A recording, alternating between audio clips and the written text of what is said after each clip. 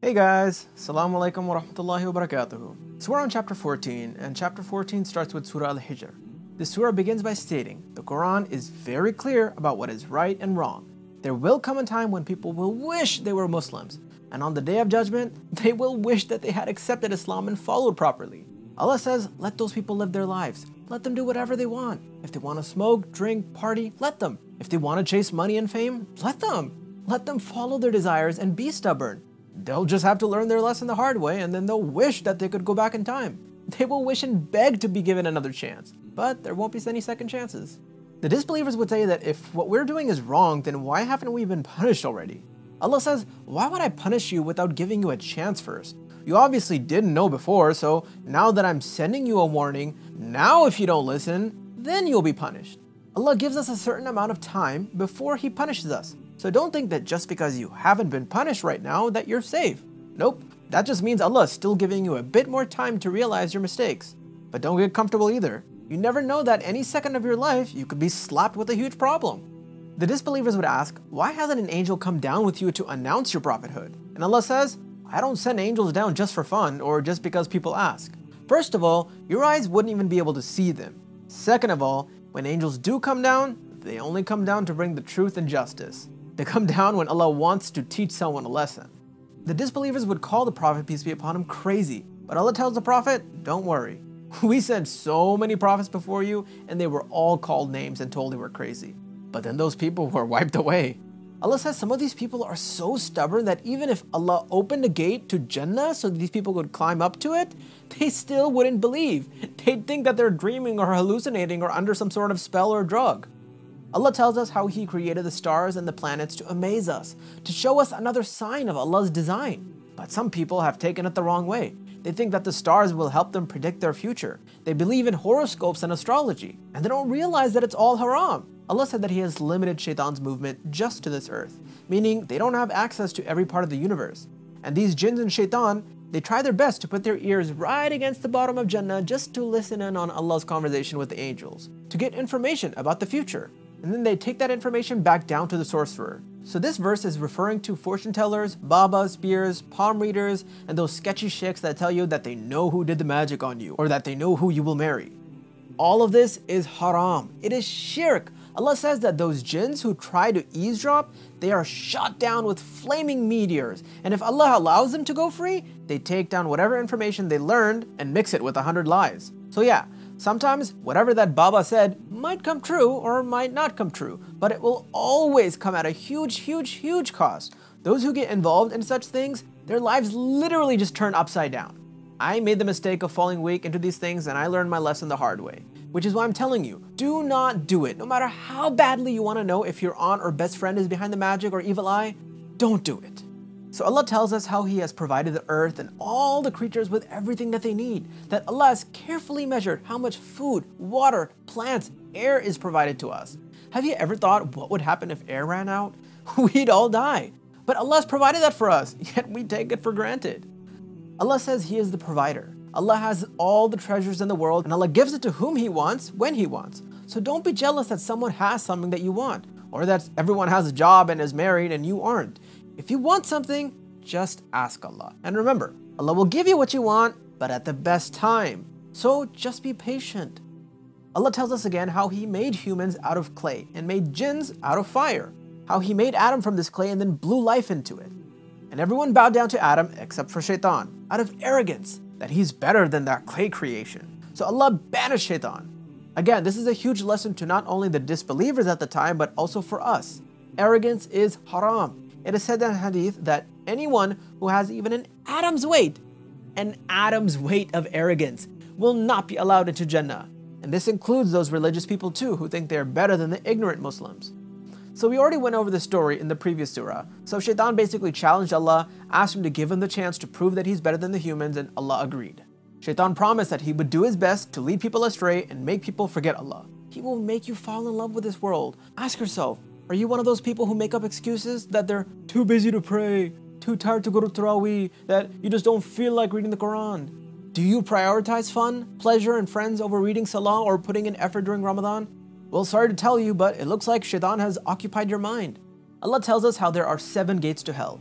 Each gate is meant for different groups of sinners.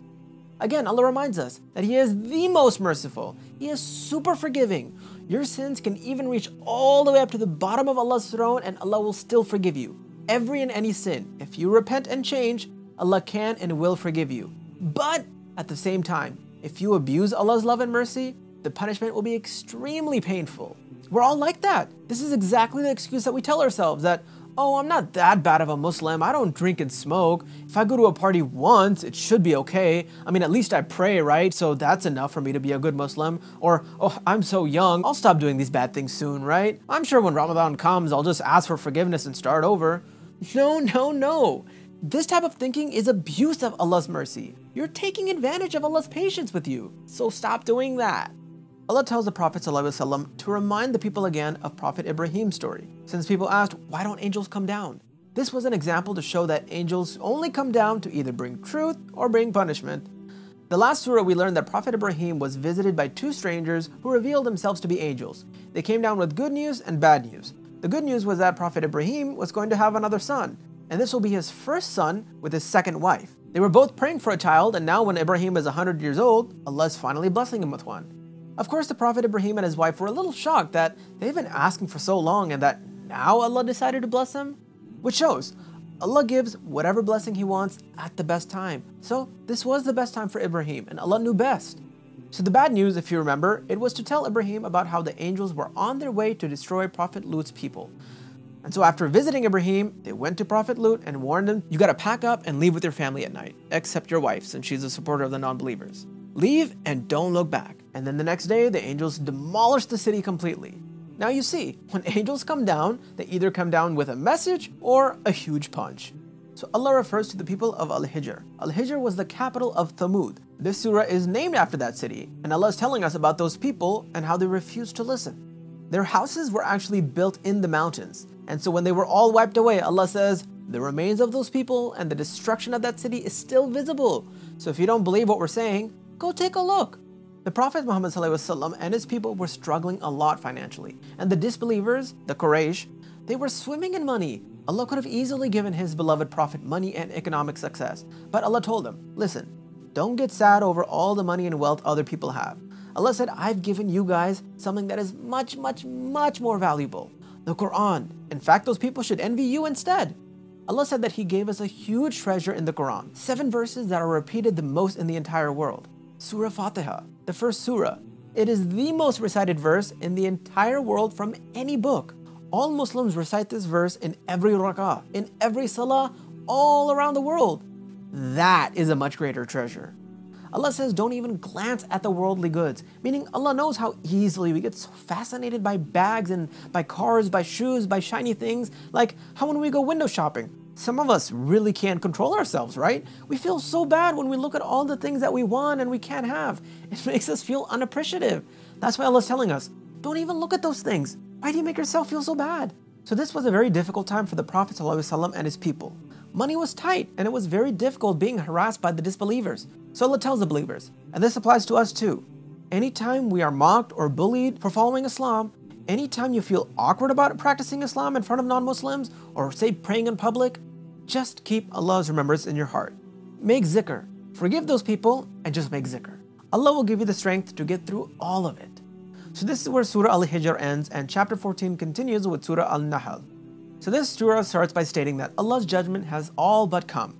For all the disbelievers who kept taunting the Prophet by saying, so where's our punishment, huh? Allah is saying that your time is almost up. So don't be in such a hurry to get destroyed. Allah has created the heaven and the earth as proof of Allah's divine power. Allah created humans out of a tiny sperm drop, and yet they grow up to argue about how they're alive. Allah has created all the different beautiful animals. Allah has created the horses and the mules for us to use. Can you imagine if there weren't any horses or camels in the past? Humans would not have been able to advance so quickly without being able to travel. They wouldn't have been able to carry all their stuff to migrate from city to city. Can you imagine walking with your suitcase on your head? How far do you think you'd be able to get? In fact, Allah has created a lot for us. Some that Allah says we don't even know about. Can you imagine that? Allah has created something for us that we use but don't know about or can't see? Allah has created the mountains and the oceans. Geologically, I don't think people realize how important mountains are. People just think that they're there for fun. No, every structure in this world of ours is carefully designed for a purpose. Mountains store water when it rains.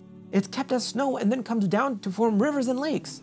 Without the ocean, the earth would be burning right now. The oceans are what keeps the earth's temperatures just right. And without the oceans, we would have no rain. Without these structures, humans would not have been able to survive or live on earth. This is why you should reflect more. Next time you're walking on the beach, reflect. Next time, even if you're eating a fruit, think of all the different flavors, the design of the fruit. Stare at the stars and wonder why and how all of this stuff exists. Allah has given us so many blessings that we really don't even think about them. So Allah tells us how many of the mushrikeen, the disbelievers, they would make up lies about the Quran so that any person who was interested in learning would stay away from it. Even today, people still try and make up so much stuff about it. Oh, the Quran says kill everybody. Quran says you can rape girls, etc., etc. Allah said those people will not succeed, and they will be punished for leading people astray. Again, the Prophet ﷺ was trying really hard to convince these people to give up worshipping idols. That's what they were mainly struggling with during this time period, the idol worshippers. The idol worshippers would ask the Muslims for proof, so the Muslims would ask for proof back, and they just wouldn't be able to show anything. Their idols just could not help them, like Allah said. Allah says, look at everything in this world, living and non-living. They all have a shadow that bows down to Allah. The trees, mountains, and buildings, they all cast a shadow and are constantly bowing down. All living creatures and even the angels are in prostration to Allah. In fact, it is said that the closest position a person can be to Allah is when they are prostrating, when they're making sujood, when a person's forehead is on the ground and they're on their knees. So make all your du'as while you're in sujood. Allah mentions all the amazing food He's provided humans. Milk that comes from the cow, fruits and vegetables that provide you nutrients. Allah talks about how He created the bees and gave it a purpose. They go and build hives and they produce honey. Two things. It is insane how organized bees are and how nicely organized their hives are in hexagonal shape. Second of all, do you have any idea how important bees are to the world? Have you ever read one of those articles that say that if bees were to die, then humans would have 5 years to live? Google it, you'll find the answer. But this just shows again how Allah creates everything for a reason and with a specific purpose. As well, honey is a super beneficial food. The science behind it is absolutely crazy. How it's so good for your health, good to protect you against bacteria and sickness and so much more. So next time you eat, think, where did all this food come from? Without plants and animals, we wouldn't even be here right now, because what would we eat? Air? Allah is the one who created a spouse for you, from whom you had children and grandchildren. Yet some people think that they can get pregnant by going to babas and, witch doctors, hoping that they can bless them with a baby. This is wrong. Obviously, the idol worshippers thought that they could just go to a pier and ask them for a baby whenever they wanted, and Allah says that's not how it works. Allah is the one who created you from your mother's womb, gave you hearing and eyesight. But do we use that the right way? Do we stop ourselves from watching bad things or stop ourselves from hearing bad music? We have made it so casual to watch TV and movies that have girls wearing bikinis. We listen to music about drugs, sex, and violence. It has become so normal that we don't think twice about it. Forget the fact that all of these things subconsciously affect you. Don't you think Allah will ask you about how you used the hands He gave you, the eyes He gave you, the tongue He gave you? There are so many things that Allah has designed that we don't think about. Eyelashes, for example. They aren't just for beauty, they protect your eyes from dust. The hair in your nose, they filter the air that you breathe. Why even have a nose, right? We can breathe from our mouths if we have to. But Allah gave us a nose so that we can smell. Does anyone think of any of these things? No, they don't.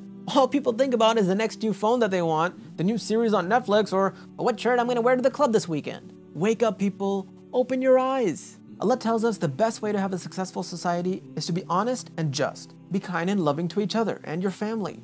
Don't take away people's rights and avoid immoral acts. Immoral acts include any type of crime, being vulgar, adultery, zina, abusive language, nudity.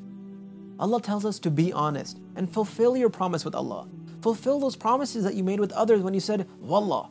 And fulfill those promises even if you didn't swear by Allah. What do you think people will think, especially non-Muslims, if Muslims always broke their promises with them? It would look bad upon Islam. So don't just say Wallah to deceive people.